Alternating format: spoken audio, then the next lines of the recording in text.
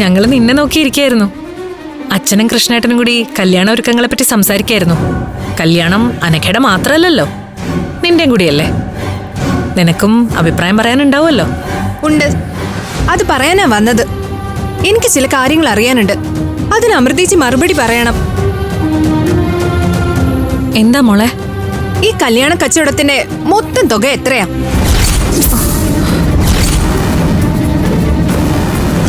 കല്യാണ കച്ചവടോ? മോൾ എന്തൊക്കെയാ ഈ പറയുന്നേ? ഞാൻ അച്ഛനോടല്ല ചോദിച്ചേ, അമൃതേച്ചിയോടാ. എനിക്ക് മനസ്സിലായില്ല മോളെ.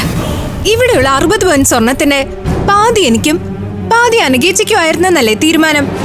അതെ. അപ്പൊ പിന്നെ അംബിക മാമിക്ക് കൊടുക്കുന്ന വേറൊരു 60 പവന്റെ കണക്ക് എവിടെ നിന്ന് വന്നു? നീ എന്തൊക്കെയാ ഈ പറയുന്നേ?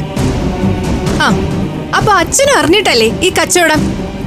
അതോ അമൃതേച്ചിയെ പോലെ അച്ഛനും അഭിനയിക്കാണോ? എനിക്കൊന്നും മനസ്സിലാവുന്നില്ല നീ പറയുന്നത്. ഞാൻ പറഞ്ഞുതരാം.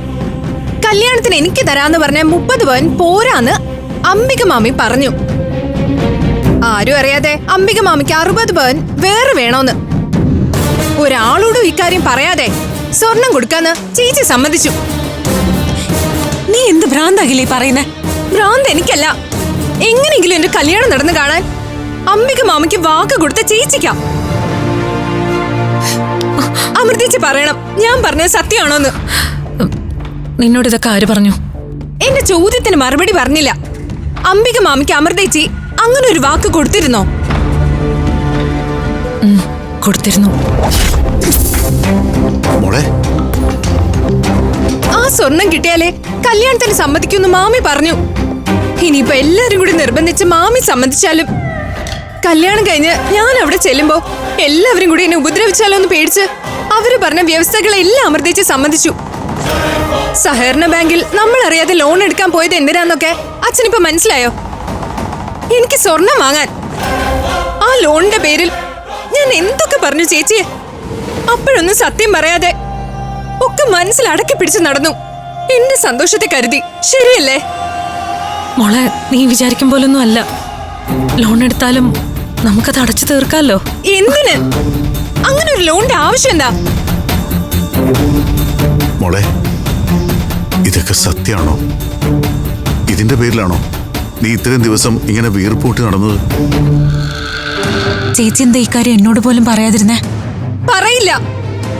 മറ്റുള്ളവരുടെ സന്തോഷത്തിന് വേണ്ടി മാത്രം ജീവിച്ച് സ്വന്തം ജീവിതം നശിച്ച് നാരായണക്കല്ല് എടുത്താലും ചേച്ചി അത് പറയില്ല. ഇങ്ങനെ സകല ഭാരവും ഒറ്റയ്ക്ക് തലയിലിട്ടേണ്ട കാര്യം എന്താ ചേച്ചിക്ക്? എത്ര കാലം ഇങ്ങനെ മറ്റുള്ളവർക്ക് വേണ്ടി ഉരുക്കി തീരും? അനഘേച്ചി എന്നോട് ചോദിച്ചില്ലേ എനിക്ക് ഭ്രാന്താണോന്ന്? ഇപ്പൊ മനസ്സിലായോ ആർക്കാ ഭ്രാന്തെന്ന്? നമുക്ക് വേണ്ടി ഇങ്ങനെ സ്വന്തം ജീവിതം നശിപ്പിക്കുന്നതിന് ഭ്രാന്തെന്നല്ലാതെ പിന്നെ എന്താ പറയാ? മോളെ, നിന്റെ സന്തോഷത്തെ കരുതി ചേച്ചി ചെയ്തതല്ലേ. ഞാൻ എല്ലാ സത്യവും പറഞ്ഞിരുന്നെങ്കിൽ മോക്ക് സന്തോഷത്തോടെ അവിടെ കയറി ചെല്ലാൻ പറ്റുമായിരുന്നോ? നിന്റെ ജീവിതത്തിലെ ഏറ്റവും സന്തോഷമുള്ള കാര്യം നടക്കാൻ പോകുമ്പോ ഇതൊക്കെ പറഞ്ഞ് നിന്നെ വിഷമിപ്പിക്കണ്ടല്ലോ എന്ന് കരുതി. ശരി, അപ്പൊ ഞാൻ പറയുന്നതൊക്കെ സത്യമാണ്. ഈ കല്യാണത്തിന് പിന്നിൽ ഞാൻ അറിയാത്തൊരു കച്ചവടം നടന്നിട്ടുണ്ട്. അതുകൊണ്ട് ഞാൻ എന്റെ തീരുമാനം പറയാം. ഈ കല്യാണത്തിന് എനിക്ക് സമ്മതമല്ല.